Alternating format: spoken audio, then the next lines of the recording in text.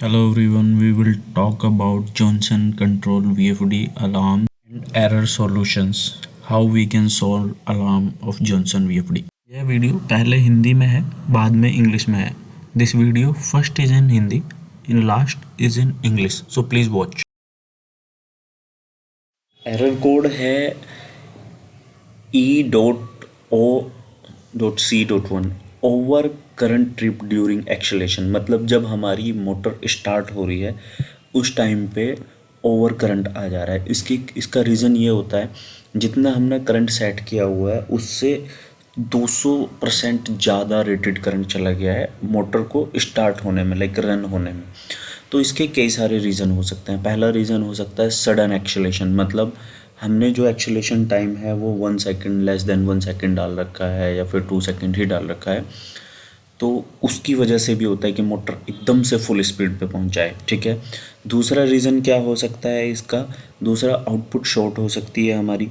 तीसरा रीज़न ये हो सकता है कि हमारी जो मोटर है वो 50 हर्ट्ज़ के लिए डिज़ाइन है, बट एक्चुअल में हमने करंट 60 हर्ट्ज़ सेट किया, सॉरी फ्रीक्वेंसी 60 हर्ट्ज़ सेट की हुई है. तो ये भी रीज़न हो सकता है. तो हमें क्या क्या चेक करना है? एक तो हमें जो हमारा एक्सेलेरेशन टाइम है उसको इंक्रीज़ करना है. दूसरा हमें ये करना है कि जो हमारा लाइक रेटेड करंट है वो हमने सही भी डाल रखा है नहीं, मोटर के पैरामीटर मैच कराने हैं.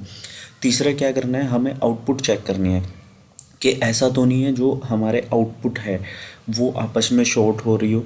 ठीक है. तो या फिर P3 पैरामीटर में जाके हमें फ्रीक्वेंसी सेट करनी है. जो मोटर की रेटेड फ्रीक्वेंसी है, जो मोटर की नेम प्लेट पे फ्रीक्वेंसी लगी रेटेड है, हमें वही फ्रीक्वेंसी सेट करनी है. तो ये 3-4 चीज़ें हम चेक करेंगे तो उससे होप्सो ये प्रॉब्लम रिजॉल्व हो जाएगी. ठीक है. अगर रिजॉल्व नहीं हो रही है तो आप मुझे मेल लिख सकते हैं. VFD error code is E.O.C1 overcurrent trip during acceleration. So what is the reason when motor is starting from 0 hertz to 50 hertz or maximum hertz of frequency, then this error is occurring. So reason is like motor is taking 200 time more current than we have set it. So here could be the more reasons. We have set very low acceleration time, like we have set it very low acceleration time like 1 second, 2 second. Second could be output could be short circuit, might be output will be short.